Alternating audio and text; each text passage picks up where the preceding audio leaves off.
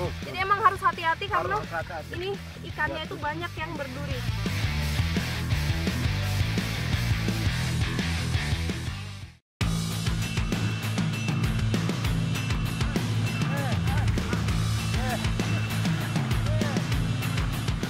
Budaya gotong royong nampak jelas pada masyarakat Luwu Utara. Tidak hanya pada kegiatan sosial kemasyarakatan, budaya guyup bahkan hidup dalam kebiasaan mencari lauk pauk. Di saat musim panen seperti ini, biasanya masyarakat dari Desa Kamiri bergotong royong untuk malime. Ikuti jejak saya, jejak petualang. Malime adalah tradisi gotong royong mencari ikan di kolam-kolam yang terletak pada sisi persawahan.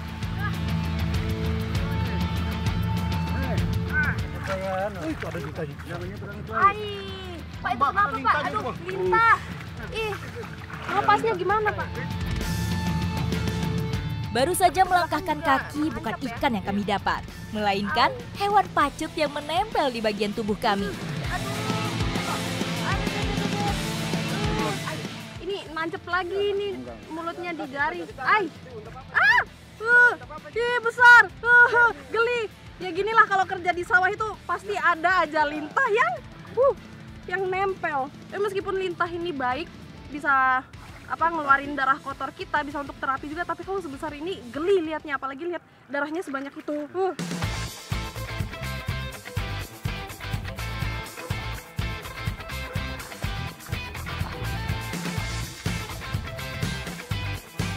Nah, jadi setelah kita giring ikannya tadi ke sini, langsung kita bendung airnya, pokoknya sampai nggak ada celah ikan bisa keluar. Keren ya, ini ngebendungnya cuma pakai lumpur, tapi ini lumpurnya tebal, jadi ikan nggak bisa tembus. Pokoknya harus tinggi-tinggi dan banyak kayak gini. Yuk, Nah, masuk. ini saya masuk ya. Masuk, kuras. Ya, masuk ya. Langkah. Yuk, masuk. Jangan begini. Saya pinjam ya, Om. Ya. Nah, kuras. ini udah terbendung, jadi sekarang langsung kita kuras. Di Desa Kamiri ini memang banyak pohon sagu. Nah, pelepahnya ini bisa dimanfaatkan untuk menguras supaya lebih mudah. Jadi lebih banyak air yang keluar. Kegiatan malime biasa dilakukan warga dengan memanfaatkan pelepah batang sagu. Tidak heran karena daerah ini biasa mengkonsumsi sagu sebagai makanan pokok dan memanfaatkan batangnya untuk berbagai keperluan.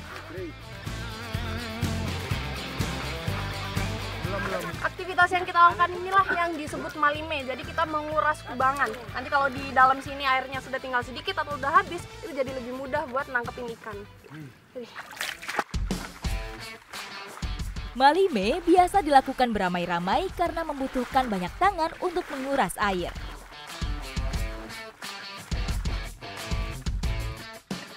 Ini kalau kondisi airnya udah keruh kayak gini, jadi ikannya itu lebih mudah untuk ditangkap. Tapi justru susah nyarinya karena ketutupan semua. Mana dia? Oh ini tajam, Nah, oh ini dia. Jadi emang harus hati-hati karena ini ikannya itu banyak yang berduri. Kalau ini ikan apa Pak namanya? Kosa. Ini ikan khas yang ada di sini nih, ikan kosa. Kosa adalah jenis ikan yang di daerah lain lebih akrab disebut ikan betok. Jadi ikan kosa ini emang hidupnya dia tinggalnya di sungai-sungai yang seperti ini yang minim oksigen dan berlumpur. Nah ini harus hati-hati banget menangkapnya karena dia ada durinya yang tajam-tajam. Tuh, ini kalau sampai keinjak, waduh ampun-ampun ini. Nah kalau udah dapat kita kumpulkan ke Kamboti ya. Kamboti. Mana Bang, masih ada. Ini. Ikan kosa dapat beradaptasi dengan berbagai kondisi lingkungan. Bahkan mampu bertahan hidup 6-10 jam tanpa air.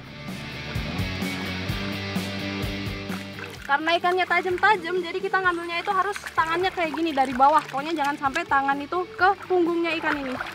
Tuh, daripada luka-luka. Ini Pak. Rata-rata ikan yang didapatkan adalah ikan-ikan kecil yang hidup dalam siklus tanam hingga padi dipanen. Wah, banyak juga ternyata hasil kita malime hari ini. Tuh, banyak. Karena di sini kolamnya bukan kolam budidaya, jadi ikan yang didapat pun juga bervariatif. Ini yang paling banyak ikan kosa yang tadi. Terus ini yang paling besar ada lele nih, sama ada ikan gabus kecil. Masih kecil, coba kalau dia udah besar, mantap. Terkadang warga sengaja melepaskan bibit ikan untuk kemudian ditangkap saat sudah berukuran besar. Jadi karena paling banyak dapat ikan kosa, saya mau membuktikan nih bener nggak semanis apa yang kata orang-orang. Ikuti jejak saya, jejak petualang.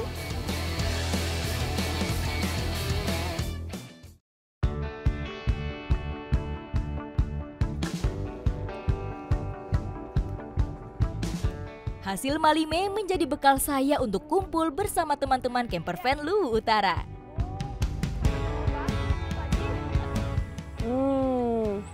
Pagi ini pas banget dibuka sama kopi. Tapi belum lengkap kalau belum ada olahan khas setempat. Jadi kita mau mengolah ikan kosa yang sudah saya tangkap kemarin menjadi palu mara. Saya siapkan dulu ya. Palu mara merupakan hidangan berkuah yang kaya rempah. Sup ikan dari Makassar ini lazimnya mengandalkan ikan air laut yang gurih. Namun kali ini saya padukan dengan ikan kosa. Jadi ikan kosa itu sangat berlendir seperti ikan sidat atau ikan lele. Jadi harus dibersihkan dulu lendir-lendirnya, kemudian dia sangat berduri dan tajam-tajam, jadi sampai diguntingin gitu ya. Itu biar makannya lebih enak lagi. Durinya yang banyak menjadi hal yang harus diperhatikan saat mengolah ikan kosa. Nah ini kuncinya yang membuat asam, selain belimbing wuluh, ini pakai asam Jawa juga. Kita tuangin.